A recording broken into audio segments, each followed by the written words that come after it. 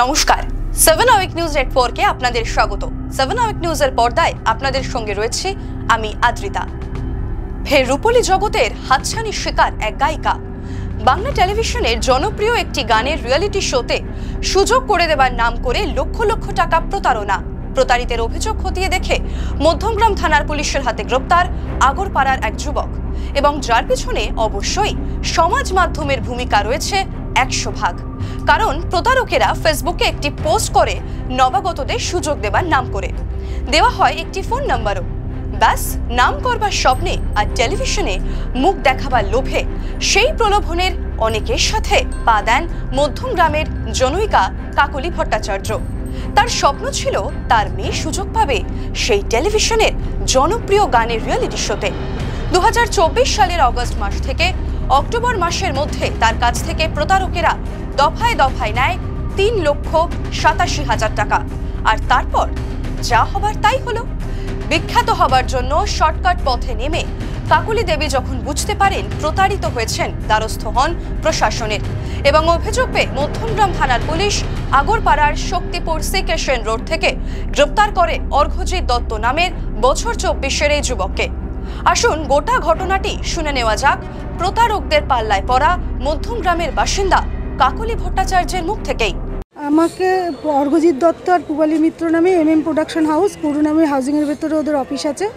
এবার ওরা অর্ঘ্যজিৎ দত্ত আমাকে ফোন করেছিল জুন মাসে।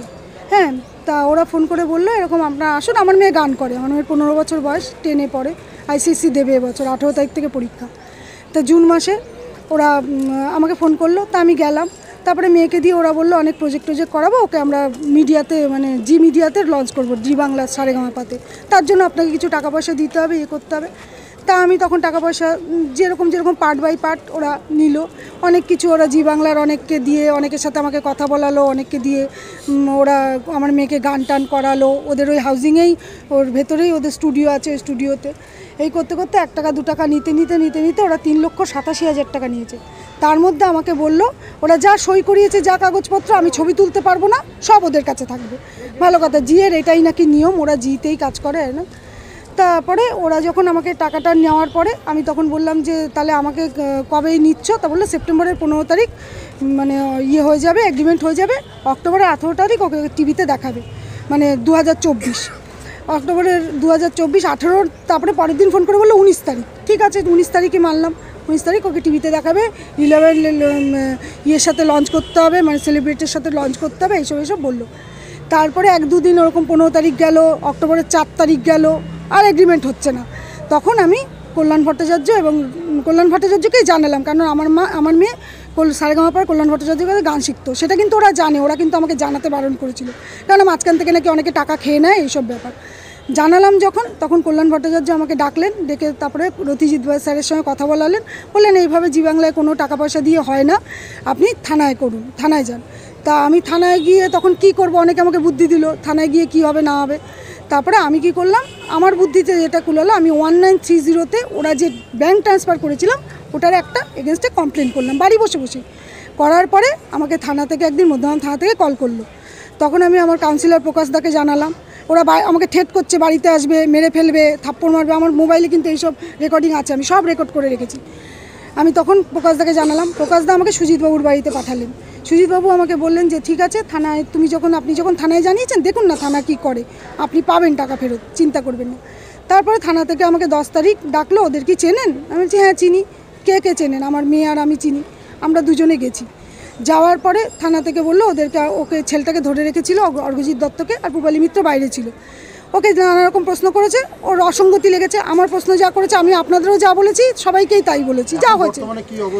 এবার বর্তমানে হচ্ছে, যখন ওরকম করেছে তখন ওরা আমাকে একটা চেক দিল। পূবালী মিত্র ডেকে বললো বৌদি তুমি আর কেসটা করো না, আমি চেক দিচ্ছি একটা। অর্ঘ্যজিৎ দত্ত একটা চেক দিল 3,25,000 টাকা, বললো যে তোমার টাকাটা তুমি ফেরত পেয়ে যাবে, জানুয়ারি মাসে চেকটা করো। কিন্তু জানুয়ারি মাসে আমি যখন চেক ফেলেছি, বাউন্স হয়েছে check. In the main time ওরা ঘোলা থানায় আমার নামে অভিযোগ করেছে, আমি নাকি ওদের বাড়িতে গেছি ঝামেলা করতে, এইসব ভুলভাল অভিযোগ করেছে। আমি কশ্মিনকালেও যাইনি, ঘোলা থানার সে অভিযোগ আমাকে যখন ডেকেছে, আমি গিয়ে আবার উল্টে আর আমার মেয়ের আধার কার্ডের নাম ঠিকানা দিয়ে এসব অভিযোগ করেছিল। তা আমি যেহেতু খোনাল থানায় গিয়ে যখন স্যারকে বললাম সব কিছু, স্যার বললেন ঠিক আছে দেখছি কেসটা কী করা যায়। উনি ইনভেস্টিগেশন করছেন। আমি বললাম দেখুন আমার ফোন নাম্বার ট্র্যাক করে দেখুন আমি ওখানে গেছিলাম কি না। কালকে রাত্রেবেলা আমাকে মধ্যম থানা থেকে বললেন যে ওকে অ্যারেস্ট করেছি। আজকে ওকে অ্যারেস্ট হয়েছে, মানে ছেলেটা অ্যারেস্ট হয়েছে অর্ঘজিৎ দত্ত। এবার আমি চাই, তার বাড়ি হচ্ছে ঘোলাতে, কিন্তু বাড়িটা আমি জানতাম না। আমি ওর ওই অফিসে ওই করুণাময়ী হাউজিংয়ের ভেতরে, হ্যাঁ আজকে কোর্টে পাঠিয়েছে। আমি চাইছি আমি মাননীয় এবং যত বড় বড় যা আছে এবং মাননীয় মুখ্যমন্ত্রীর কাছেও আমি চাইছি আমার 15 বছরের মেয়েটাকে ওরা ঠকিয়েছে, ওরা যেন আমি যেন একটা জাস্টিস পাই, আমার টাকাটা যেন ফেরত পাই। 3,60,000 টাকা বড় অ্যামাউন্ট, এটা কিন্তু ছোটোখাটো অ্যামাউন্ট না। আমি ধার দেনা করে নিশ্চয়ই ওকে টাকা দিয়েছি। ভালো গান করতো? হ্যাঁ আমার মেয়ে খুব ভালো গান করে, খুব ভালো গান করে, শুধু ভালো না। শান্তনু বিশ্বাস, 7 আওয়ার নিউজ নেটওয়ার্ক, মধ্যমগ্রাম। আরও বিভিন্ন খবরের আপডেট জানতে হলে 7 আওয়ার নিউজ চ্যানেলটিকে সাবস্ক্রাইব করতে ভুলবেন না, কারণ আপনাদের একটা সাবস্ক্রিপশন আমাদের কাছে অত্যন্ত মূল্যবান।